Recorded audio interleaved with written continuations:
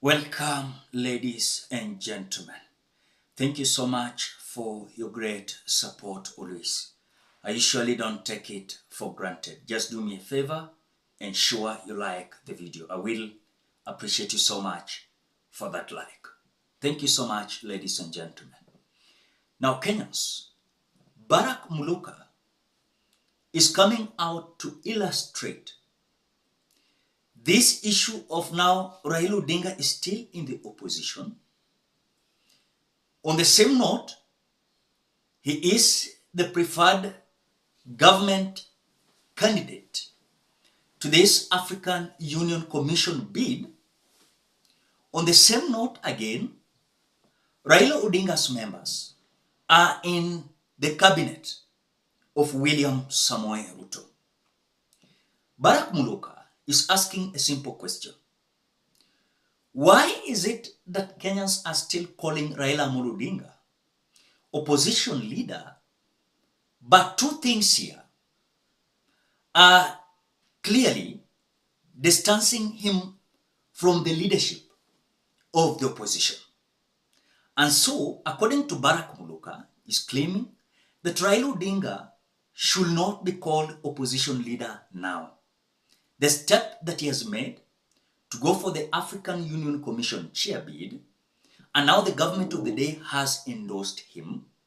On the same note, his members are in the cabinet, then it means he is part and parcel of the government of the day. Take umbrage that newspapers that should be agenda-setting instruments are still referring to Raila Odinga as opposition leader. He is not. So is the AUC candidate?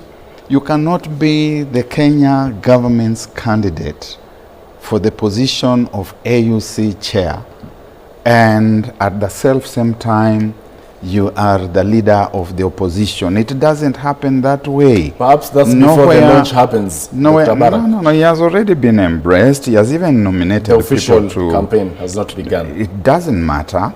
The government of Kenya, GOK, has embraced him. It has recognized him, and it's going to be presenting and unfurling him as the official candidate of the Kenya government to compete against three other candidates who are presented by other governments. So Raila Odinga's title now changes to...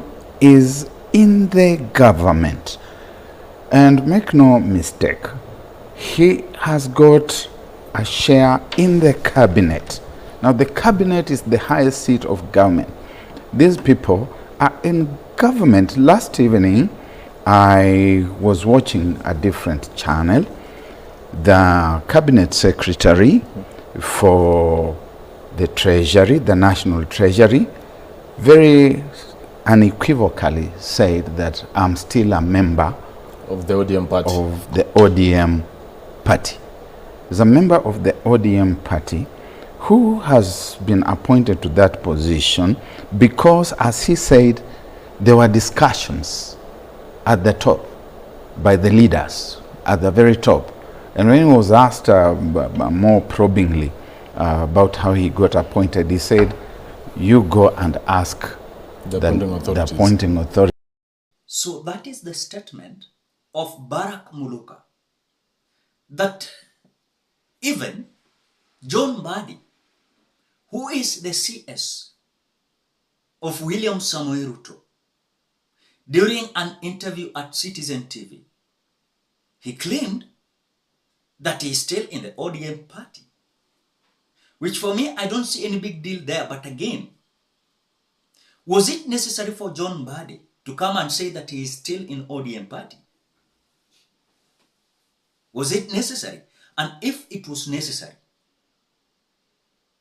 does he deserve to be part and parcel of the cabinet? And if yes, my question is not making sense, then I want to say that Barack MULUKA is trying to open our eyes. That remember, the enforcement of Raila Odinga still being part and parcel of opposition is that if they leave and join the government officially, they will lose some seats in National Assembly.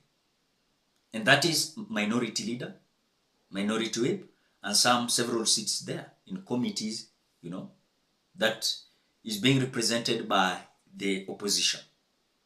And so John Mbadi coming out to confirm that he is still in the ODM party, it is a clear indication that we as ODM, let me say we because I'm part and parcel of ODM, we are being told that we are in the government. As the party leader directed his people that going forward, no one should criticize William Ruto or hit William Ruto because we are part and parcel. And so if we are part and parcel, why is it that now,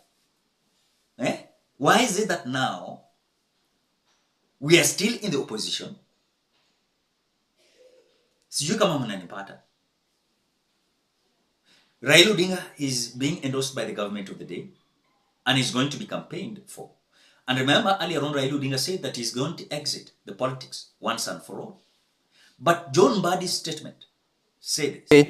There are those that think you took advantage of the Gen Z sort of protests for you to be in government. Why are you in government? Sam, that you can ask the appointing authority. What happened between the protests and your appointment? I don't think I'm appointed just as a consequence of protest. Probably there could have been discussions before that. But the appointing authority has been very clear that he wanted a broad-based government. He had realized that now he needs to bring Kenyans together. So the philosophy around that, it is him who can respond. My party leaders, I'm still a member of ODM, has said categorically that he was approached and that to give some of his members to go to the cabinet. Again, the two gentlemen can respond to that. Did you ever see this coming? Because you're the person affected here. Did you ever see this coming? Not really. I think it came as a shock.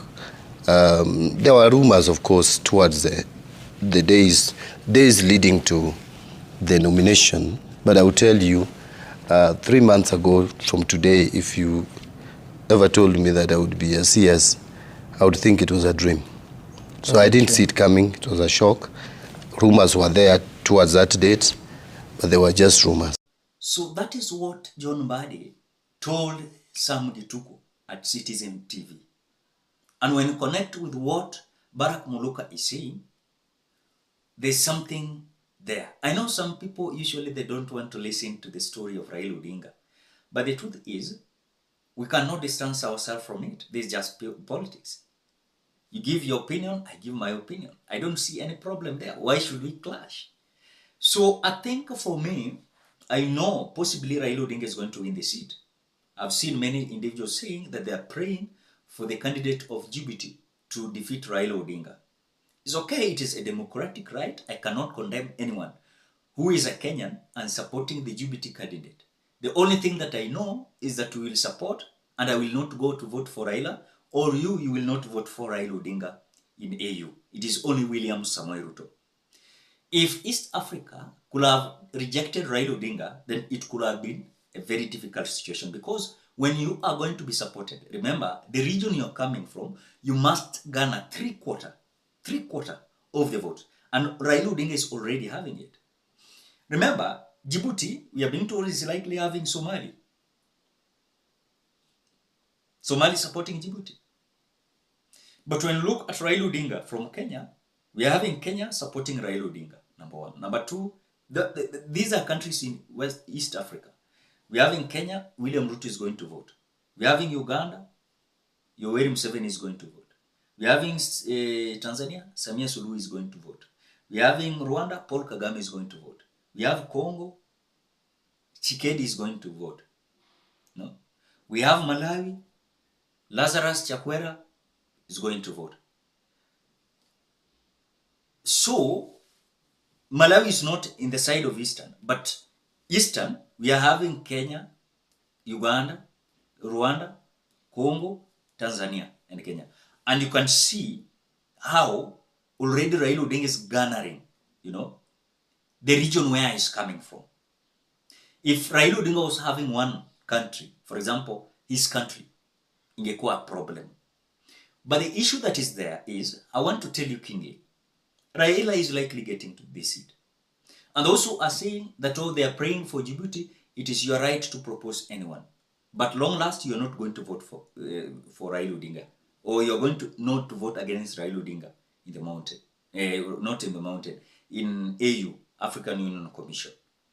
So I think for me, as Raila Odinga is going there, and we know very well Raila Odinga is leaving his members into the cabinet. Are they in the opposition or in the government? Are they in the opposition or the government?